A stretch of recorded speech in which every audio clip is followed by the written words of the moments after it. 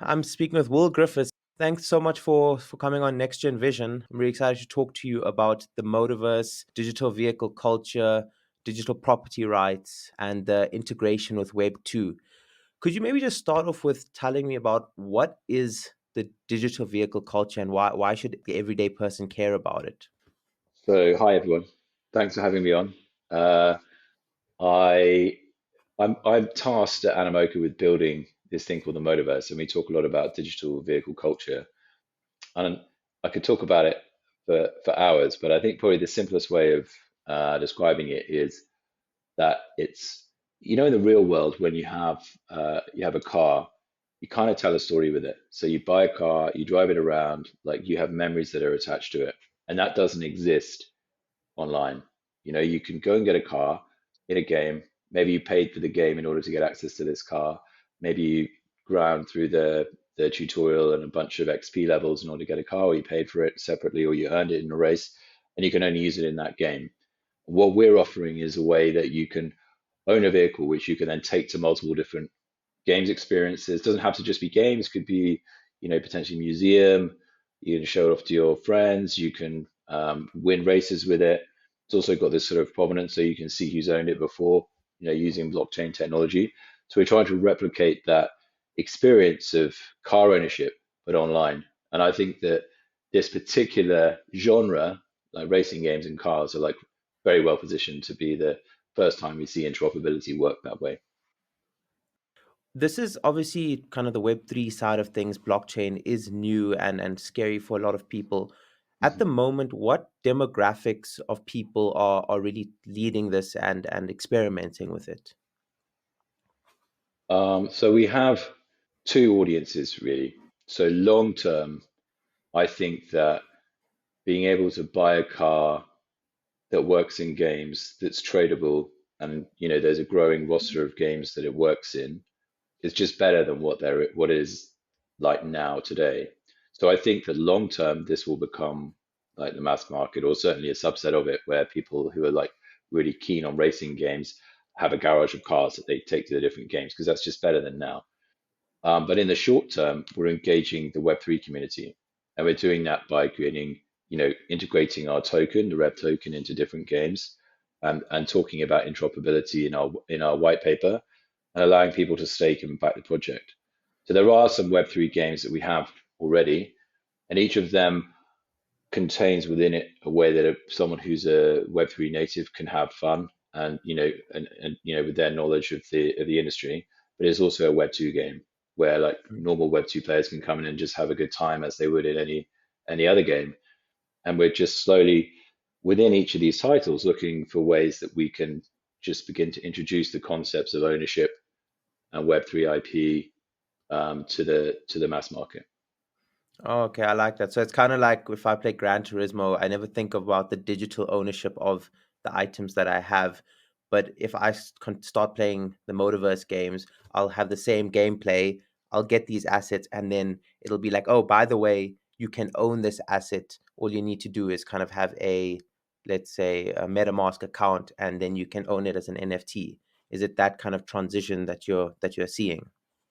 Yeah, so we have exactly that's the way we're thinking about it in TalkDrift 2, for example. So TalkDrift 2 is a free-to-play game where you can download it from the Epic Games Store. It's had over 400,000 downloads already in early access. It goes into hard launch in Q4 this year. Really, really high fidelity Unreal Engine 5, and you can have the whole experience and have nothing to do with any Web3 assets. We're trying to sort of demonstrate to users the value of, hey, do you know what? If you purchase this kind of asset, then it's tradable, and in the future it may work in other games. And a cool thing about the Motorverse is we have these other game studios, so we're not reliant initially as we demonstrate this on bringing all these different parties in. We're able to like build these different products, create this interoperable layer, and prove out how it works and think about the incentives for all the different people involved. Okay. That's So just you that's brought up one example. Yeah, you brought up interoperability there, and I do want to touch on that. First, could you just kind of, for like the everyday person, explain what the Motorverse is, and then from there we can go into interoperability. Yeah, absolutely. So Um, it's a bit like Netflix for racing games. So like in the near term, we'll have multiple different games that are surfaced in that way on sort of different panes. So you log into the app, and I just sorry, I just killed a fly. You log into the app. Live in Australia. Sorry, they're Murderer. everywhere. Yeah, I do. I heartfelt apology. So yeah, so you log in. You'll have a bunch of different games that you can try out, and then you'll have a garage where your cars are kept. You'll be able to go in there and look at those and pick a car and then take it for a drive in the different games. And then when you come back to the hub, you'll be able to review the history of your cars, see where you've driven them, the races you've won. So you start to create these stories we're talking about, to this history that makes these cars like genuinely rare and different, as opposed to, driving it through artificial scarcity. I really like your analogy with Netflix there. In terms of like this whole idea of interoperability kind of confuses me sometimes, or like it sounds great in theory, and then when I think about the practical side of it, it's never really like doesn't make that much sense. So my brothers and I were obsessed with Dota 2. I don't know if you've Mhm. ever played it, Yeah, I know but the game. Yeah. yeah, so we were like obsessed with it. My parents were very upset with us. Anyway, if I, for instance, in Dota 2 want a item like, let's say, Golden Sword of Destiny or something, and this gives me crit strike, attack speed, life steal, and that's in Dota, how would that translate over to another game? Like, how would the developers speak to each other to say, okay, if it does this in this game, make it do this in that game? So that I'm not going to pretend I have the answer to that question. I mean, I think it creates a lot of problems in that context because of the balancing of games. In that particular game, for example, there'll be items. There's a whole sort of array of items, right? That all are designed to offer a kind of increasing scale, like with their own, like, so there's an option if you want to be like have a really powerful what long range attack, or if you want to have like a weaker, like more omnidirectional one, and all these types of things, and they exist. They're part of a wider design. So if you then take one of those things out in isolation and go and try and put it in another game, it potentially breaks all of it because they've got Yeah, their own version of that over there. Um, I think that perhaps that will be solved longer term, but I think cars represent a very specific example that where interoperability makes perfect sense. Um, so cars exist in the real world. They're all designed with specs and metadata around them that define how they should behave in lots of different real world examples. You know that this particular car model will be faster than this other one because the engine size is better, and you know all the characteristics, and you can prove that in the real world. Um, and so it's very difficult to do that with a magical staff and a sword and like compare them.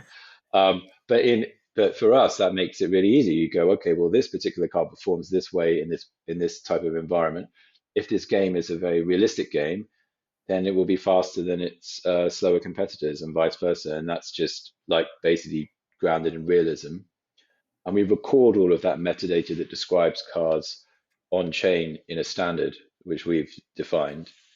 And then that standard allows other developers to come in and quickly adopt the cards in their games, or quicker than they would have done previously, and know that they're compatible with the digital asset cards that we're selling centrally.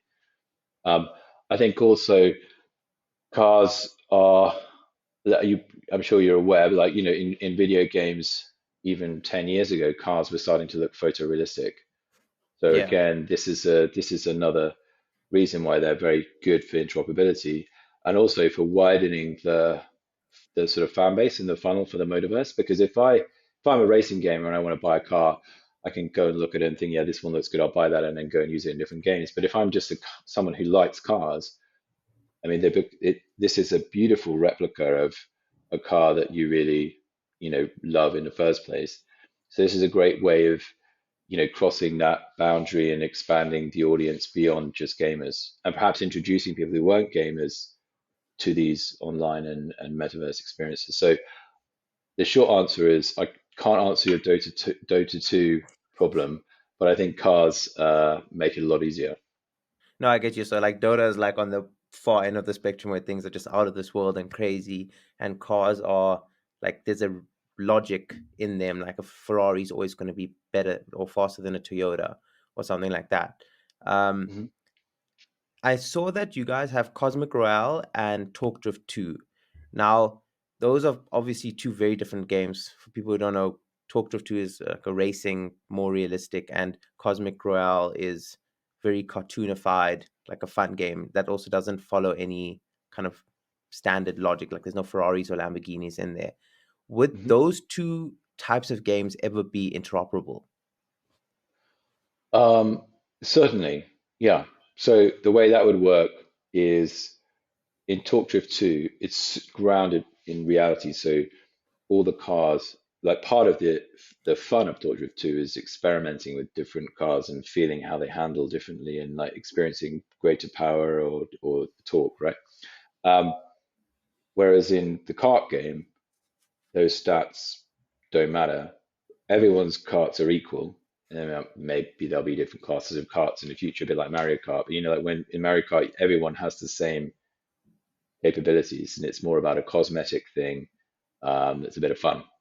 And so there's no reason why if you want to use the example of a Ferrari, why you couldn't bring a Ferrari into Cosmic Royale. It would look like a little mini cartoon style Ferrari, but it would perform the same as everyone else. Okay. Well, that's awesome. I actually really want to try Cosmic Royale. I think I'm going to give it a go after this. Yeah, um, definitely. You just need a Mocha ID to get into the Vita yeah. and So what Mochaverse. is your like future outlook, assuming like regulations and things are possible? Where can this whole space go to you? Well, the so we put a lot of thought into it. So there's a to make it work, there needs to be you need to kind of satisfy this trifecta of stakeholders. So you've got users, so it needs to be better than what's out there currently for users, which is what we talked about already. So I think that if you've got a choice between buying one car, which is yours and you can take everywhere, and then you can sell it, it's better than spending on the same model in different games. So we're proving that out. We're going to launch our first interoperable car quite soon. So just stay tuned for announcements. I think it might be something even the same day as we're recording this. Um, and then, so that's the user side. That's the hypothesis. And then with the automotive brands, what we've seen is that a lot of them have had trouble. They've created NFT collections that don't have any utility, or they've created NFT collections that haven't sold out, or both. Um, and so those are the problems that they're facing when they enter this space. And that's solved for by creating the standard, because by making the standard and organizing licenses in a certain way, it means that when we publish these cars, other all of the game studios will be able to accept those cars in their games. All of the users will receive a notification that their car now works in a new game. So the game studios, who are the other stakeholder, solve for licensing. So they get these licenses that they wouldn't have otherwise had. But the risk around the licensing is controlled by the number of holders and the sales. So rather than just a blanket license for the game. And then they also get user acquisition. So if we said had 100,000 vehicle holders in a Motorverse, and you'll receive a notification in the car works somewhere new, that we're expecting that the conversion rate to going and trying it out is going to be really high. Hmm. So you then get these games companies that are incentivized to adopt the standards. So you get more content. Users enjoy it because their car works in more and more games and they can sell it. And the brands are pleased because of this increasing utility and increasing audience means that there's a higher turnover on the secondary market as new games are added. Because, oh, I want to get that car. Where do I get it from? And we concentrate the demand for the sale of the NFTs. So the problem of selling out should go away as well. I always find it interesting to see how people go and talk to traditional companies about integrating Web3 because unfortunately, crypto and NFTs and stuff, just the sound of it makes people think of scams. If you were to go to like Mercedes, for instance, and you had to pitch them on this whole idea, what is your pitch to them to get them on board? Well, I mean, it depends a little bit on the manufacturer, but it's all about understanding the goals of the company in question. Like, what is it that they want to achieve? So some of these companies have already decided they want to get into Web3 because they can see there's a highly engaged, financially literate audience already there, and they see these people as, a big crossover between them and their future owners, right? So that's one way. So we talk about the ownership of these vehicles becoming a new step in in fan engagement or customer engagement. So you can imagine a lot of the car manufacturers make these fabulously expensive cars, and a lot of us think about often people talk about like what they would buy, what car they would buy if they had all the money in the world, kind of thing. So most of us never get there, but by having a digital version of it, it creates a deeper connection with the brand. So it creates a new revenue stream, but it also affiliates you more strongly. So imagine if you chose this car and then you've moved it around between those games, then you become a better prospect for those industries. Plus, you get a deepening of engagement just in general with the sort of cultural zeitgeist that is going on in Web3. Yeah. Yeah, I like that. I think if you have digital ownership of a certain car brand or car and you've been racing that and taking it on different experiences, that becomes like a part of your identity as well, like your digital identity, and you might want to transition that into the real world as well. Is that Absolutely. I about mean, right? yeah, I mean, I mean, people are taking it further. Some of the companies that we speak to going in other directions where they're selling build spots for cars as NFTs to so that there's this market that's managed by OpenSea or whatever that's the people who are waiting for vehicles. Some people have talked to us about like us being getting a percentage of the revenue of the car sales that we can drive directly from the Motorverse of real life cars. And they How would that also how would that look, for instance? I really like that integration. I was going to ask you about that, kind of integrating the NFTs that you have into real world benefits if you go to the like a Mercedes, for instance. What benefits could you get, like discounts and stuff? Um, well, just to be clear, in case someone's listening, Mercedes is just is an example. It's not a deal. Yeah, Like it's yeah, not a yeah. real life thing. But the way that it can work is, let's say you buy a car in the real world, you get a digital twin at the same time, maybe for free or maybe as an optional extra. That's one way of doing it. Or the other way around, if you own a car that, but only in the digital space, a lot of these manufacturers have their own kind of HQ and racing teams and experiences that they're running adjacent to their auto manufacturing business. And there's quite a lot of in real life type benefits and merchandise that you could either get a discount on or access to, depending on obviously the level of investment that you've made in the asset. And those conversations, are they getting like easier with time now that blockchain is becoming like more mainstream and like people are starting to understand it better? Um, there's a bit to unpack in that question. I think the conversation, most manufacturers are open to having conversation at this point. I think some of them have had difficult experiences with Web3. Some of them are waiting for other manufacturers that normally lead the way, and some of them are like wanting to be the first and using it as a differentiator. So they're all different. But I think the other thing is, um, I mean, you would have heard this sort of talked about before, but I think that for the mass market, the actual underlying technology is slightly irrelevant, right? So like when you make a Mm. video game, um, you don't say, "Hey, guess what? I've just made this video game made on Amazon Cloud. You should go and check it out." Like it is like awesome, and you don't use the technology as the selling point. So I Yeah. think it's more like the benefits that matter. So it's this thing, so this idea that you buy something online and it's this time it's different because you can also sell it. There's a sell button next to the buy button, and there's the ability to like take something out of hit this game and go over here and put it in this game. So it's like leave this game and take your car with you. Sorry, what? This that's the kind of thing that is awesome, and the means by which it's achieved becomes slightly less important. So that's what we're hoping to demonstrate. So like abstract the blockchain side of things out and just make it that the effects of it and the benefits are seen and understood. Yeah, I mean, it's not like it's not like it's a secret or something. We're engaging the Web3 community too because they understand the technology, so they can see the power of this, and so they're able to get in on the ground floor, come in, buy tokens, stake, enjoy rewards, um, and take part in the user experience as well. But I think longer term, that's where it heads, right? So, Mm. if Yeah. I'm just playing a game, it's just better if I have a sell button and a take my car button. I don't need to know that it's an NFT or all the other stuff that's going on. Yeah, you mentioned there staking.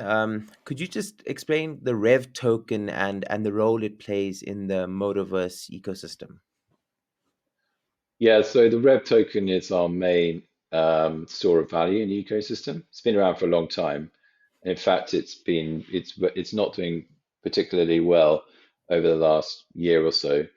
But that's because we're right on the edge of now announcing all of this stuff. So that's why we're doing podcasts and talking to people like you. Um, but the purpose of it is it's got utility in every single one of our products, so you can use it to pay for things within the games. It's part of the way that we reward competitors in races. You're able to stake on the Motorverse site to back the project. This helps us and will help you in return. So we're doing all of these partnerships with different tokens. We'll be doing an airdrop soon on the Stakers on the Rev website, which is the first of many, and it won't be just tokens and well NFTs and fungible tokens. Will also be in real life benefits because of our relationships with people like MotoGP, we're able to offer these in real life experiences and things that you would never be able to get even through normal means. So that's really exciting. I also plan to use for governance, and then the teams. That's a kind of wonderful thing about the ecosystem because we have these three game studios in house. We have all these really talented people who've kind of got this games design toolkit they've been working with, and they've just like rolled it out a little bit. And now there's these extra tools in Web3, so they're always thinking about how they can incorporate Rev in different ways and try different things. Um, so yeah, that's the Rev token. Okay, so it's kind of like the bedrock of the Motorverse. You kind of use it for everything. So does that mean that if Mhm. I'm a gamer playing in the Motorverse, if I'm just a collector who likes digital NFTs in the Motorverse, everyone uses the Rev token as like a form of transaction? Yes, there are of course other transactions. So I mentioned before we have our Web2 games. So some of these are on stores where fungible tokens are not yet accepted. So we have in-game currency, and then we move people off platform to interact with Rev when necessary. But Okay. broadly And speaking, you yes. Yeah. You mentioned there that outside of just the digital space, you had a kind of a partnership with MotoGP with Gresini Racing. Mhm. Could you unpack that a little and just explain like what the benefits are there? Yeah, sure. So, because typically when you sponsor anything at all, whether it's Formula One or an athlete or an event, you go meet the company that's running the event or has the asset, and you have a conversation and you agree what you're going to pay them for the sponsorship. You slap your sponsorship on, off you go, and then you hope that you get lots of eyeballs, and longer term you achieve your goals. Maybe there's ways you can measure it. Now, obviously we've done that. Animoca Brands, Blues in the name. There's a whole load of different places where we've done that. But this year we decided to do something a bit different. So we work with MotoGP on this product called the Guru, which is a prediction app. And last year we sponsored one of the MotoGP teams, the Gresini team, um, with this Guru product. And this year we decided to change the deal a little bit so that we can invite the fans to buy a token, which would then allow them to prove that they're a sponsor of Gresini for the season. And then there's different tiers of sponsorship. So the top tier, you'd be able to meet the team principal and the riders and come to an event and have hospitality there, be inside the box and see the bikes and watch them leave at the start of the race, standing right next to them, and have your name or your Twitter handle on the bike, which will be on television. And I don't want to get the numbers wrong, but definitely tens of millions of people will be watching the MotoGP at the weekend, and bring your friends, and all the way down to the lowest tier, which is, you get access to, I think you get some merchandise sent to you, and you become an official sponsor, and your name would be on the website as part of the Grassini team for this season. It's been really interesting to see a lot of the people who are getting involved are not necessarily Web3. They're coming in and seeing this as a new way to have corporate hospitality that's more personal, but also like with benefits that they've not seen before. And so you're like, over the seasons, if we were to continue, we would think about like stacking these NFTs so you could show loyalty and stuff like this. So and the other thing that's happened with it that's really cool is the little community is being created around it. So a bunch of people have done it, and then they've all connected because they did a video call with some of the riders, and now there's a conversation happening. So this kind of emergent things that we've seen before in other Web3 projects happening too. That's awesome. I really like the F1, so this just like excites me. It would be awesome to kind of have these NFTs and show that I'm a loyal supporter and be a part of something like this and go there and to get an experience firsthand. If like I wanted to be a part of this, how do I get started? I just go to the motorverse.com, and I think at the moment it's featured in the top, and it'll take you off to the whisk you off to the Grassini website, and you'll be able to purchase tickets or purchase your tier of sponsorship. Okay, I can share I'll the check link with that. you, and you can stick it in the notes maybe. Yeah, please. Um, and then I think there's some exciting updates from Talk Drift 2 and Cosmic Royale. Would you like to share what's going on with those two games? Yeah, sure. So Talk Drift 2 is awesome. It's on Epic Game Store. It's awesome. Uh, yeah, that's it. I mean, I was just trying to think. There's so many things happening in the game. I, Um, I wanted to play it yeah, yesterday, and then I downloaded it, but it doesn't work on Mac, only Windows. yeah, that's right at the moment. I'll check. I don't think they're planning on, because at the moment they're in early access. So the goal here is to prove out a bunch of different game mechanics. Ship a large part of the content of the game while listening to the community about the balancing and handling and stuff. That all finishes, and it goes to hard launch in Q4, and that will precipitate new SKUs coming out. Exactly which ones, I don't know. So by SKU, I mean, like maybe on Mac or one of the Yeah. console games or something. I, I Um, was I was so excited. I nearly bought my Mustang, and then I like downloaded it, and it said no, it's not compatible. I was so sad. I'm sorry to hear that. No, Tahir. it's okay. Well, I'll mention. I'll pass on your comments to the team. But so the game is, it's just there's so many updates. It's almost impossible to single things out. Well, what they did in the latest update was they modeled this place called Daikoku, which is a very famous like car meetup place in part of Tokyo, with this huge spaghetti junction over the top of it. It's very kind of distinctive looking. I remember they showed it to me a couple of months ago before it came out, and like kind of let me drive around it. And I thought, oh, I was like, oh yeah, guys, this looks great. And then I'm like, this is absolutely massive. It's like being a Grand Theft Auto or something. Like it's just endless like views and things to do. And they added a ton of new game modes and cars. They're adding to their roster of cars as they go, which is fairly normal. Because each one takes a certain time to model, and various different customization parts and modes and things. So that's really cool, and we're getting really great reception from the community. Interesting to see. We're taking a lot of feedback on the Web3 elements, which is really important for us, as I mentioned earlier. And then the Cosmic Royale game is, I mean, it's currently in closed beta. So if you want to play it, the way you need a PC for that too. But go to the Mochaverse website, and you get a Mocha ID, which I think you're able to do now. Um, I think anyone can do that now, and then you use that ID to register for the game. It's in a closed beta, so we're driving a lot of traffic from the Mochaverse. There's some reasons for that, but the it's like a cross between Mario Kart and Fall Guys. So instead of going, you're in karts, but instead of going around the circuit three times, it's like a point-to-point race with loads of obstacles, and there's 40 people racing at the same time. So everyone's like bumping into one another, and then like half the field gets wiped out, and then the same thing happens again, and you change level, and you there's a kind of finale.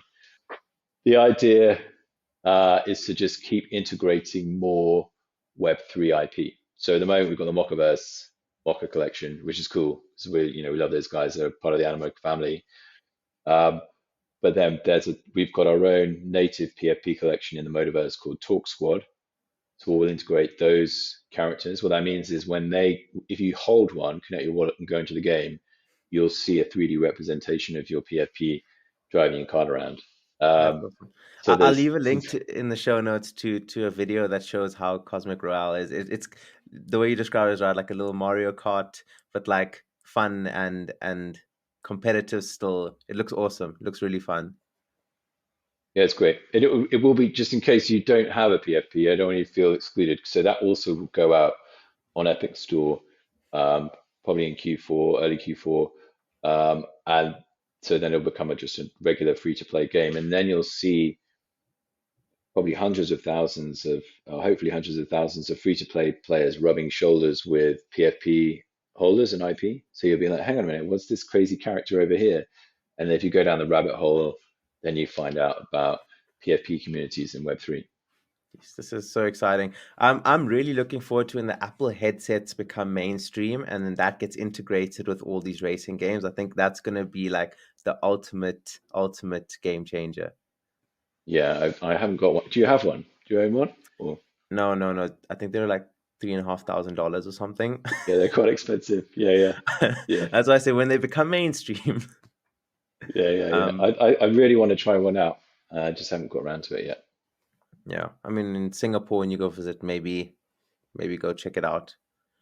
Um, and then kind of like what's next for the Motorverse? What are you guys looking forward to this year? What's in the pipeline? Yeah, I mean we've done a lot this year already. I'm not saying that we're going to stop now and then just wait till Christmas, but we've Until shipped. until it's out on Mac, it's not enough. That's right. The big I'm focus kidding. is on Mac. Uh, uh, no, so what are we doing? So we've got. I mentioned before we've got a big announcement coming up around an automotive brand that we're going to be working with, and then we've got another few of those to make over the rest of the year, and then those will turn into hopefully interoperable cars that people can buy. So that's a big push for us. So we're looking forward to announcing our partnership, and then B, launching some cards that people can actually get hands-on with this idea of buying a car centrally and then using it in different places. And then I'm sure then we'll get like a lot of feature requests in from people like, won't it be great if you can do this and all this kind of stuff. So then that'll start driving things. We just launched our driving license, which is a sort of fun little meta game where you get a stamp for driving in different games. And then we've got some big plans around license plates, and how that might look in Web3 world. So sort of having a unique license plate sort of works with the whole Web3 thing. So we're looking at that. And then like I said, we're hard launching um, a couple of games on the Epic Games Store. We're working with quite a few different game studios. There's been quite a lot of interest around other racing titles and publishing them on our site. So to create this Netflix type vision to make that come to life. So we're talking to lots of different people about that.